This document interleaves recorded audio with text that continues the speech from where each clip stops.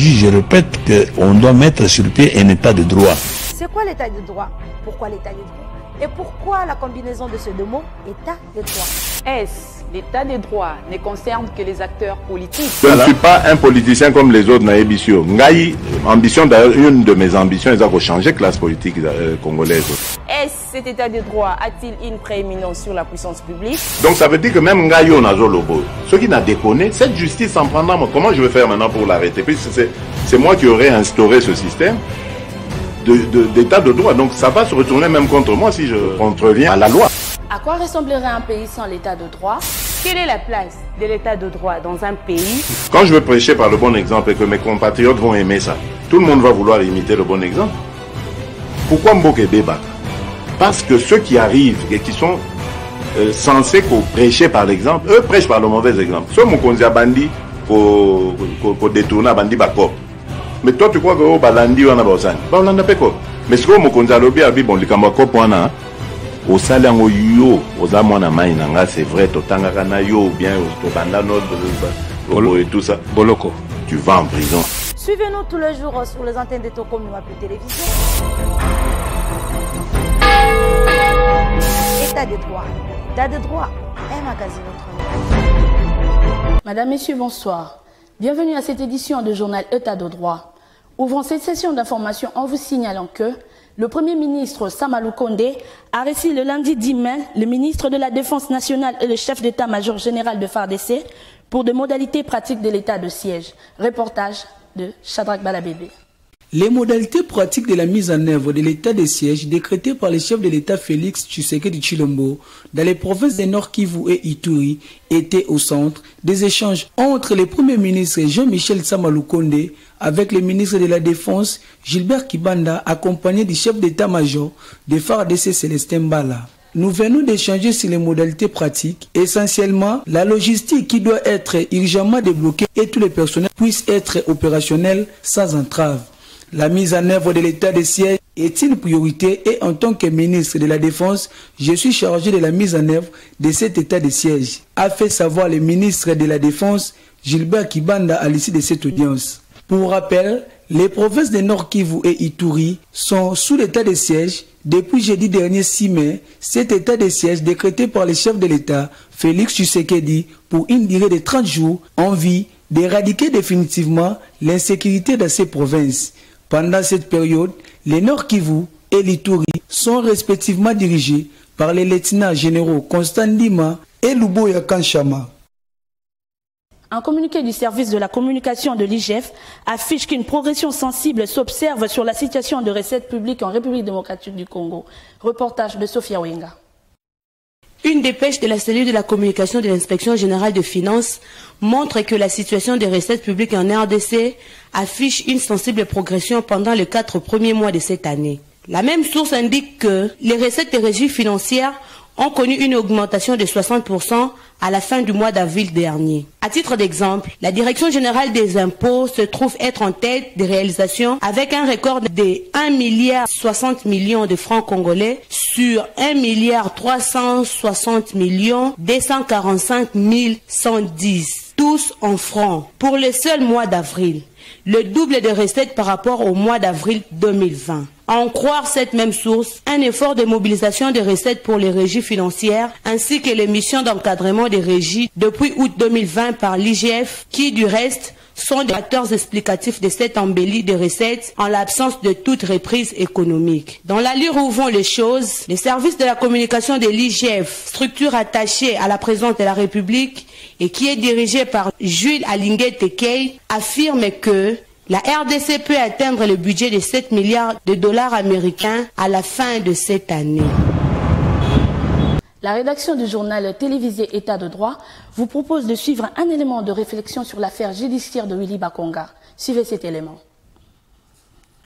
Willy Bakonga Willima, ancien ministre de l'enseignement primaire, secondaire et technique EPST en sigle, se trouve déjà en prison au centre pénitentiaire et de rééducation de Kinshasa de Makala, CPRK en sigle, il y a de cela 2 semaines. Pour un détournement des fonds présumés, nouvelle étape dans la lutte contre le fléau de la corruption qui gangrène jusqu'au financement de la gratuité de l'enseignement, mesure phare du président de la République Félix Antoine Tshisekedi. Cette gratuité qui devait soulager les budgets des familles et permettre aux parents de ne plus payer les frais d'inscription des enfants à l'école ni aux examens, mais aussi permettre de scolariser les enfants qui n'allaient pas à l'école faute d'argent. Mais l'ombre de la corruption et de détournement a très vite compliqué la mise en œuvre de cette mesure attendue par des milliers de familles. Tout s'est déclenché en novembre 2020 où l'inspecteur général des finances a rendu public un rapport qui a révélé l'existence d'enseignants fictifs dans des écoles inexistantes, des fausses factures, les tours pour un détournement présumé de 31 millions de dollars américains. L'on retiendra aussi que Willy Bakonga fut un ancien ministre des Sports sous le régime de Kabila. Et il est aussi un important promoteur des écoles privées à Kinshasa. Et ces établissements accueillent des milliers d'élèves en maternelle, primaire et au secondaire. Rappelons que Willy Bakonga a été extradé au Congo-Brazzaville où il y était alors qu'il tentait d'embarquer à bord d'un régulier d'Air France. Les autorités rdciennes avaient pris langue avec celles du Congo-Brazza afin d'obtenir son extradition, où il avait été remis à la justice, où il a refusé de répondre au mandat de comparution du parquet qu'il accusait de détournement de présumés deniers publics. L'invité du journal dans cette édition du journal État de droit.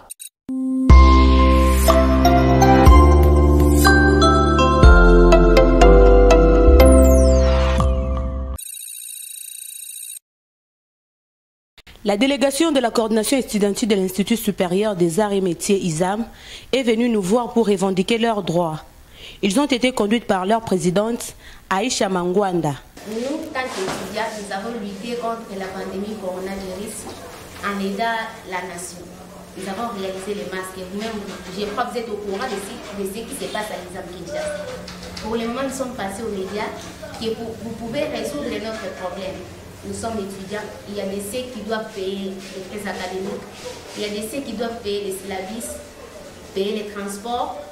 Et la plupart des étudiants qui avaient réalisé ces masques ne sont pas seulement des étudiants de l'ISAM.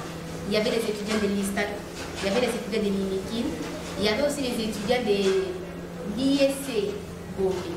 Parce que l'opération n'était pas seulement la réalisation. Il y a eu l'opération de repassage, il y a eu l'opération pour coiffer ces masques-là, beaucoup des opérations d'ISAM. Alors nous vous demandons de résoudre notre problème parce que son excellence nous a dit c'est vous qui êtes en train de bloquer notre situation. Nous tenons vraiment à obtenir une solution venant du chef de l'État lui-même parce que comme nous avons pris l'engagement de calmer les camarades étudiants à l'ISAM qui avaient réalisé les masques, ces camarades commencent à nous menacer jour et nuit parce que comment nous avons calmés mais jusque-là il n'y a pas aucune suite favorable. C'est ainsi ce que nous sommes venus faire ici, ça n'engage pas les autorités académiques.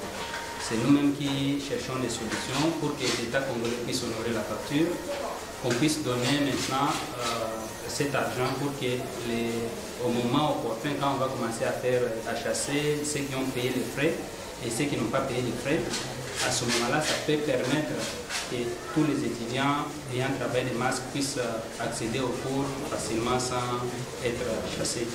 En arrivant à notre rédaction, ils se sont rencontrés avec l'honorable Eliezer Tambwe-Pochi, initiateur et coordonnateur de Tokomep Télévision, qui leur a promis de leur trouver une solution favorable. C'est que moi, je vous dis que les responsables de l'éducation, on peut chercher à rencontrer le ministre avec le boss de la banque audience.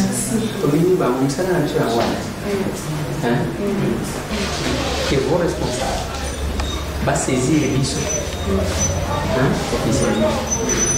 Là, il y a posé la ministre sur base d'un document. Je vais déjà mener sur le ministre. Je trouve parmi les gens qui avaient encouragé l'État pour accorder les armes marché. C'est une façon d'encourager. Au bon classe en deux temps les années. Il faut reconnaître quand même nos valeurs avant d'aller ailleurs. Puisque nous allons voir là-bas, panafricanistes. Donc, d'abord, nous, les autres après. Parce que voilà, la charité vient leur donner.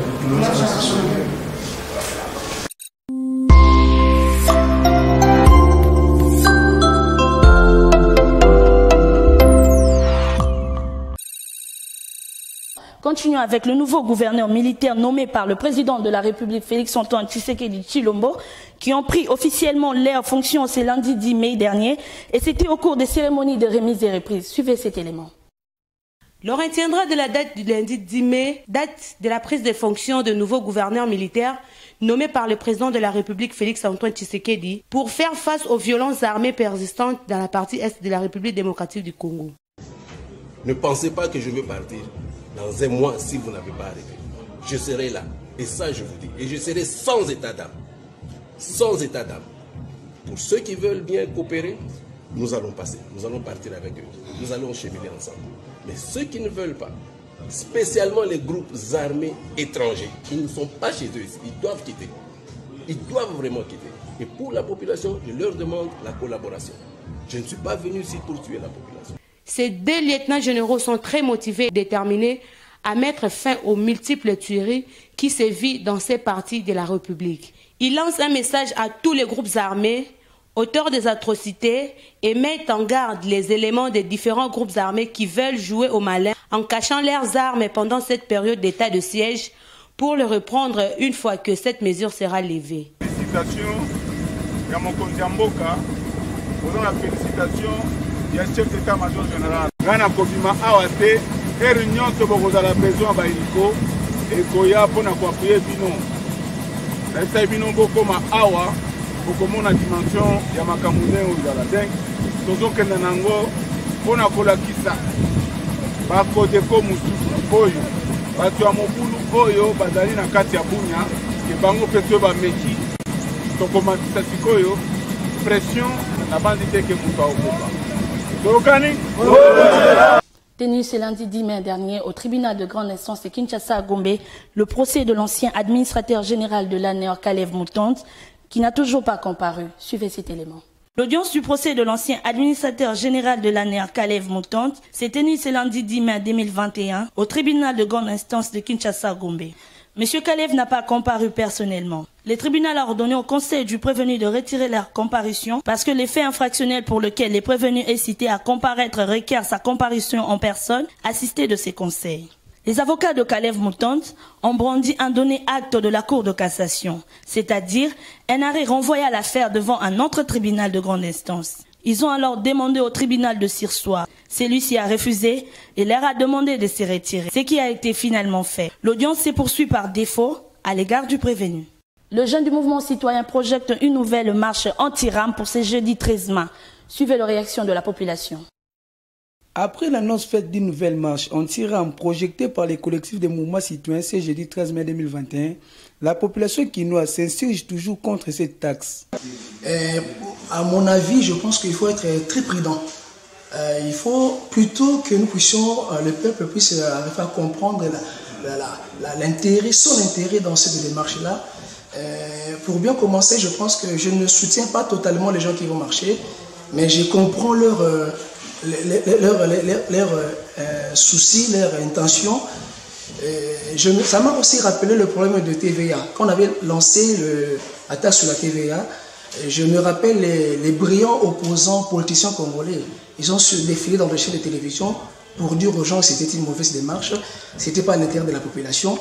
Et aujourd'hui, les gens sont en train de payer, nous sommes en train de payer la taxe de la TVA, mais nous ne ressentons pas ce que eux, ils nous ont promis.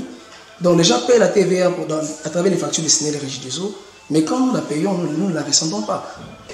Bon, premièrement, je dirais, la marche n'est pas mauvaise. Nous sommes dans un pays où il y a un état de droit. Donc avant de faire quelque chose, la population doit être informée. Ensuite, le montant fixé par les autorités à propos du RAM est tellement élevé. Est tellement élevé. Et puis, il faut trouver une manière de retrancher les unités. Ce n'est pas du coup que la personne ne peut pas avoir accès d'argent, il a qu'un 500 francs pour recharger 25 unités et il met les unités, du coup on lui retranche tout. Vraiment, il y a un autre chose qui est béton. Comprendre les bateaux tout autour de comprendre les bateaux 18 ans, 60 ans, ils sont là juste pour la poche na bango. kokota na kati na baje na bango te parce que o baza ko nuire yo. Eza baza ko nuire yo donc baza ko luka o ko taper na poche na bango batanga yo pe parmi bango. C'est ça le problème. Donc c'est-à-dire que yé bango ramba lobi que non aka télé ya au père de téléphone na yo baza na capacité ya ko boma kaka c'est-à-dire que connexion nini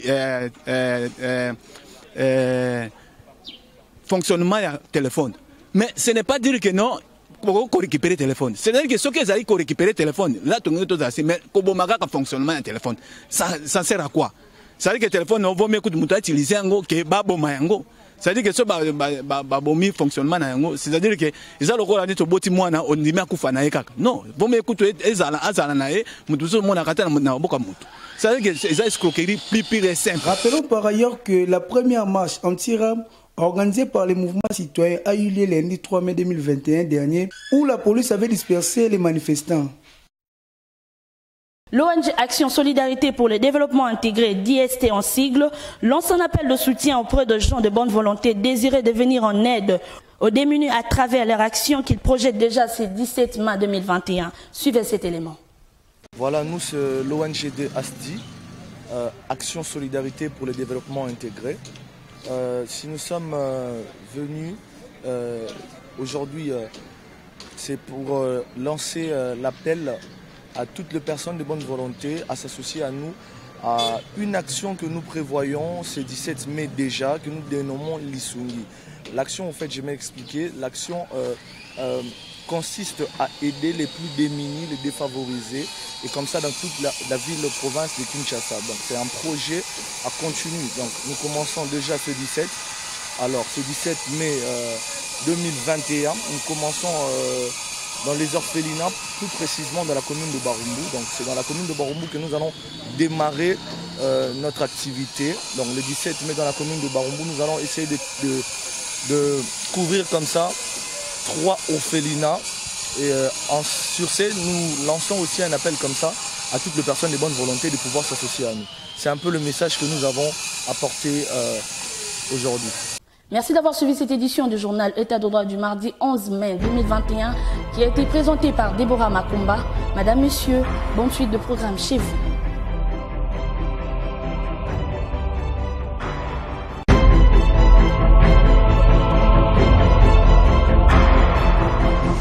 Je dis, je répète qu'on doit mettre sur pied un état de droit. C'est quoi l'état de droit? Pourquoi l'état de droit?